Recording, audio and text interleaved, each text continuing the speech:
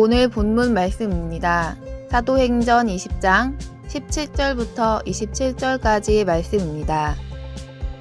바울이 밀레도에서 사람을 에베소로 보내어 교회 장로들을 정하니 오매 저희에게 말하되 아시아에 들어온 첫날부터 지금까지 내가 항상 너희 가운데서 어떻게 행한 것을 너희도 아는 바니 곧 모든 겸손과 눈물이며 유대인의 관계를 인하여 당한 시험을 참고 주를 섬긴 것과 유익한 것은 무엇이든지 공중 앞에서나 각 집에서나 꺼림이 없이 너희에게 전하여 가르치고 유대인과 헬라인들에게 하나님께 대한 회개와 우리 주 예수 그리스도께 대한 믿음을 증거한 것이라. 보라, 이제 나는 심령의 매임을 받아 예루살렘으로 가는데 저기서 무슨 일을 만날는지 알지 못하노라. 오직 성령이 각 성에서 내게 증거하여 결박과 환난이 나를 기다린다 하시나 나의 달려갈 길과 주 예수께 받은 사명 곧 하나님의 은혜의 복음 증거하는 일을 마치려 하면은 나의 생명을 조금도 귀한 것으로 여기지 아니하노라. 보라, 내가 너희 중에 왕래하며 하나님 나라를 전파하였으나 지금은 너희가 다 내 얼굴을 다시 보지 못할 줄 아노라. 그러므로 오늘 너희에게 증거하노니 모든 사람의 피에 대하여 내가 깨끗하니 이는 내가 꺼리지 않고 하나님의 뜻을 다 너희에게 전하였음이라. 아멘. 아이가 태어나서 잘 성장할 수 있는 방법은 우리를 양육하시는 부모님의 손에 나를 온전히 맡기는 것입니다. 우리는 스스로의 성장을 조정할 수 있는 존재들이 아니라 오직 부모님께서 때에 맞춰 알맞은 것을 먹이시고 배워야 하는 것을 가르치시는 대로 성장하게 됩니다. 우리는 그저 부모님의 양육을 받아야만 올바른 인간으로 성장하게 되는 것입니다. 우리가 십자가의 사랑으로 거듭난 새 생명으로 자라가는 것도 마찬가지입니다. 은혜로 전해주시는 말씀을 듣는 모든 시간은 하나님께서 하나님의 뜻에 따라 우리에게 양식을 허락하시는 때입니다. 하나님께서는 지금이 은혜 받을 때이며 지금이 구원을 얻을 날이라고 말씀하셨습니다. 그러므로 말씀을 듣는 자세는 지금 이 시간이 다시 오지 않을 귀중한 시간, 은혜 받을 만한 시간으로 알아 마음을 다해야 합니다. 그리하여 말씀으로 오시는 주님을 주인으로 영접하여 말씀이 삶의 내용이 되게 순종하며 하나님을 사랑하는 자녀로 잘 성장할 수 있는 온전한 삶이 되기를 간절히 바라겠습니다.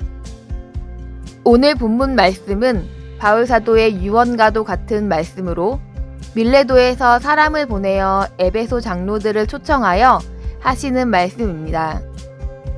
에베소 교회는 바울이 세웠고 2, 3년가량 섬기다가 제자인 디모데에게 섬기게 하고 떠났는데 전도 여행 중 밀레도에서 에베소 교회 장로들을 청하게 됩니다. 바울은 예루살렘으로 올라가는 길이었었고 이후에 다시는 이들을 보지 못할 것을 알고 있었기에 자신이 세운 이들을 불러 당부합니다. 바울은 먼저 이들에게 자신이 지난날 교회를 섬겼을 때를 상기시킵니다.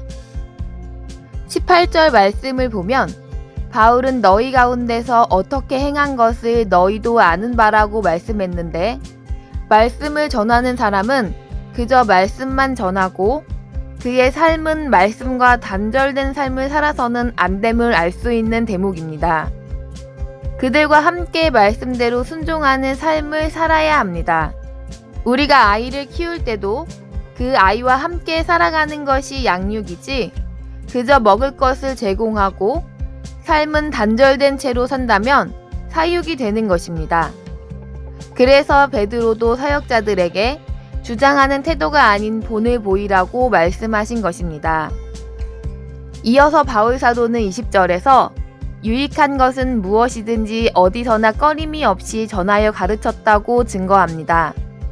유익한 것이란 육신을 더 좋게 하는 것이 아닙니다. 우리에게 회개만이 유익한 것입니다.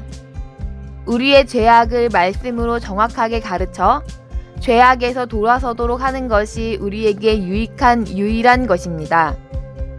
그런데 유익한 것을 가르치는데 왜 꺼림이 있습니까?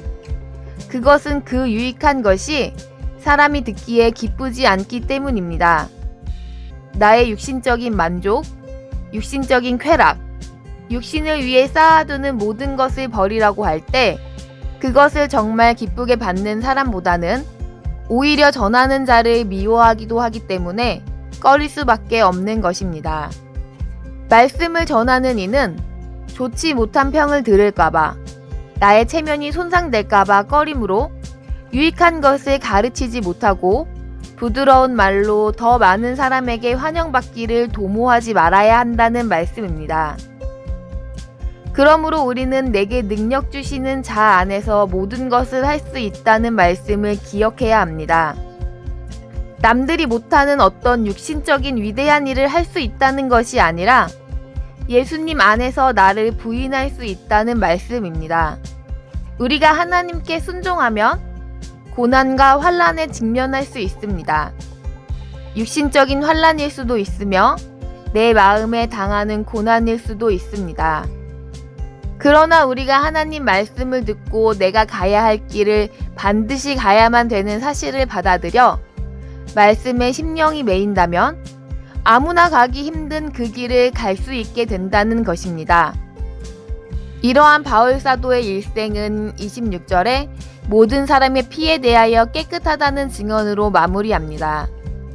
에스겔서 33장 8절에서는 악인에게 경고하여 그 길에서 떠나게 하지 아니하면 그 핏값을 내 손에서 찾는다고 말씀하고 계십니다. 그러므로 바울 사도는 자신의 사명을 완수하였음을 말씀하고 계시는 것입니다. 바울 사도가 걸었던 길은 비단 바울 사도의 길만은 아닌 것입니다. 고린도전서 11장 1절에서 바울 사도는 내가 그리스도를 본받는 자 된 것 같이 너희는 나를 본받는 자 되라고 권고하셨습니다. 우리 모두가 정도의 차이는 있을 수 있겠지만 이와 같은 길을 걸어야만 합니다. 우리 스스로의 판단으로 하나님의 역사하심을 제한하지 말아야 합니다. 내게 맡겨진 나와 가까이 있는 이들에게 하나님의 때에 따라 유익한 것을 다 전함으로 말미암아 우리도 그들의 피에 대하여 깨끗하기를 힘써야 새 생명으로 장성하며 또한 그들도 새 생명으로 자랄 수 있게 될 것입니다. 바울 사도가 지금 예루살렘으로 올라가는데 거기서 죽을 수도 있다는 것을 알았지만 심령의 매임을 받아 올라간다고 하심은 성령께서 사도의 마음에 하나님의 뜻에 따라 자신이 가야 할 길을 알게 하심에 매여서 고난의 길이어도 올라간다고 하신 것입니다. 예수님께서는 선지자가 예루살렘 밖에서 죽는 법이 없다고 하셨습니다. 우리가 천국 백성이라면 하나님 안에서 육신의 종말을 맞아야만 한다는 것입니다. 이러한 삶의 모습, 삶의 방향은 바로 나의 삶의 모습이고 방향일 때 온전한 삶일 것입니다. 내가 누구인지 정확하게 알지 못하는 사람은 제대로 된 삶을 살아갈 수가 없는 것이 당연합니다. 우리의 주인이 하나님이시라는 것을 온전히 안다면 우리 심령에는 성령님이 온전히 자정하고 계실 것입니다. 우리는 성령님의 인도하심으로 말미암아 나의 달려갈 길을 알게 되어질 것이고 환난이나 고난이 오더라도 심령의 매임을 받아 나의 달려갈 길을 마치고 믿음을 지키게 될 것입니다. 하나님의 때를 따라 죽으면 죽으리라의 마음은 결국 주님의 뜻이 나를 통해 온전히 이루어지는 것을 보게 하실 것입니다.